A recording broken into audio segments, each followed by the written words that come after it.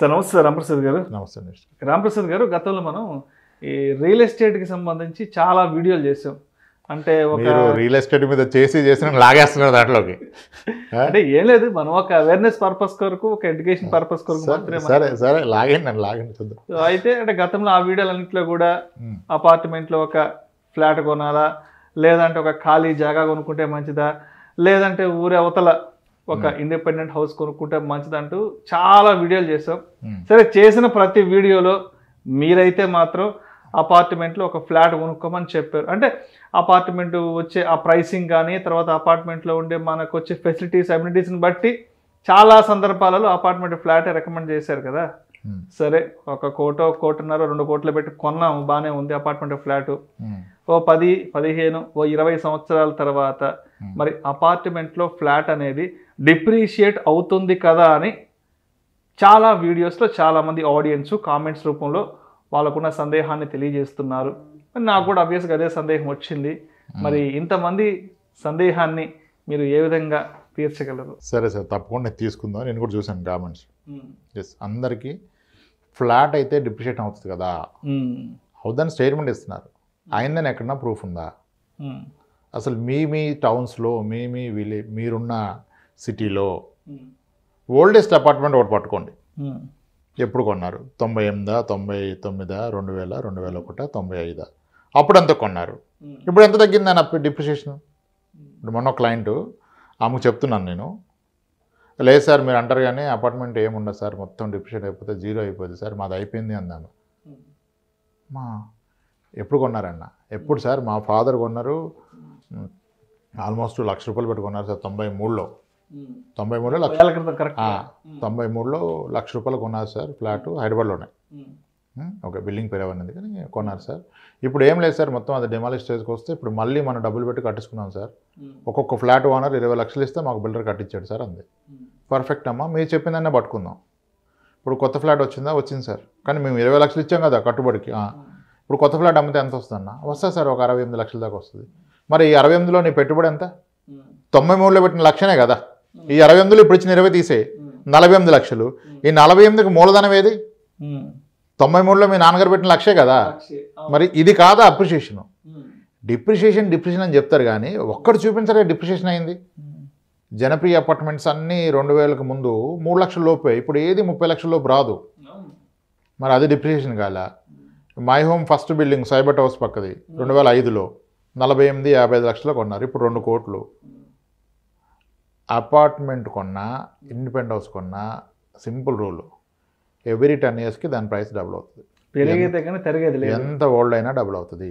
కానీ 10 ఏళ్ళకి డబుల్ అంటే నథింగ్ బట్ ఇన్ఫ్లేషన్, అది కూడా గుర్తుపెట్టుకోవాలి. ఇప్పుడు 2014లో 20 లక్షలకు కొన్న ఫ్లాట్ ఈరోజు 40 లక్షలు అయింది. ఇది నా ఫ్లాటే చెప్తున్నాను. ఇప్పుడు ఇంకంత పెరిగిపోయింది, ఇంక పెరగదంటుంది లేదు, మళ్ళా పెరుగుతుంది అది. కానీ డబ్బుకి ఆ విలువ ఉండదు, అంతే. డిప్రిషియేషన్ ఉండదండి. డిప్రిషియేషన్ అంటే ఏంటి? మీకు ఆ కన్స్ట్రక్షన్ యొక్క వాల్యూ తగ్గిపోతుంది, క్వాలిటీ తగ్గిపోతుంది, సిపిఎస్లో ప్రాబ్లమ్స్ వస్తాయి. వచ్చినప్పుడు మీరు ల్యాండ్ ఉంటే కట్టుకోవచ్చు కదా. ఇప్పుడు నేను చెప్పిన కేసులో 30 ఏళ్ళ తర్వాత ఫ్లాట్ని కొత్త ఫ్లాట్తో మారిస్తే 20 లక్షలు ఖర్చు అయింది. మరి కానీ ఇప్పుడు అక్కడ కొత్త ఫ్లాట్ కొనాలంటే 70 లక్షలు అవుతుంది. మరి అప్పుడు అదంతా మీ మూలధనం మీద వృద్ధే కదా. 45 లక్షలు వర్కౌట్ అయింది. మీ ₹1,00,000 పెట్టుబడి 30 ఏళ్ళ క్రితం 40 లక్షలు ఇచ్చింది అది మీకు. అది మీకు కనపట్లేదు, మీరు చూసే విధానం తప్పు. ఇప్పుడు ఇంతమంది డిప్రిషియేషన్ అంటున్నారు. అసలు మీ సరౌండింగ్లో ఓల్డెస్ట్ అపార్ట్మెంట్ ఎతకండి, అది ఎప్పుడు కట్టారు? 2001లో కట్టారా? అప్స్ కూడా స్ట్రీట్ నెంబర్ 8లో చూడండి, సింగపూర్ టౌన్షిప్ చూడండి, అక్కడ గట్కేశ్వర వైపు ఎప్పుడు కట్టారు? ఎంతకి అమ్మారు? ఇప్పుడు ఎంత? ఎక్కడ తగ్గింది? ఎక్కడ తగ్గిందండి? ఎక్కడ తగ్గలా. 2001లో హైదరాబాద్లో టిపికల్గా 4 లక్షలు 6 లక్షలకు మించి ఏమీ లేవు ఫ్లాట్స్. మరి ఇప్పుడు అది ఏదైనా 6 లక్షలకు వస్తుందా? 2001లో అంటే 2001 కదా. 2001లో ఇప్పుడు 2001లో ఫ్లాట్ కొనాలంతా ఒప్పుకుంటారు, అంతే అండి. 3.5, 4.25, 4.50. మరి ఇప్పుడు ఎంతకు వస్తుంది? అది వస్తుందా? 8 లక్షలకు వస్తుందా? 10కి వస్తుందా? 20కి వస్తుందా? కోటి తక్కువ అదేది. సరే, కనీసం ఒక 50 లక్షలు అయింది కదా. మరి ఎక్కడ డిప్రిషియేట్ అయింది? 25 ఏళ్ళు గడిచింది కదా, 23 ఏళ్ళు గడిచింది, 98లో గుంట గడిచింది. మరి 24 ఏళ్ళకి తగ్గలే కదా. తగ్గుదని ఎలా స్టేట్మెంట్ ఇస్తారండి? ఒకసారి చెక్ చేసుకోవాలి కదా. సో ఒక భ్రమలో ఉన్నాం. అపార్ట్మెంట్ డిప్రిషియేషన్ అవుతుంది, ఎక్కడైంది? అది క్వశ్చన్. నాకు తెలిసిన కూడా ఉన్నాయి. 16 లక్షలు కొన్న ఫ్లాట్ ఇప్పుడు 50 లక్షలు పోతుంది.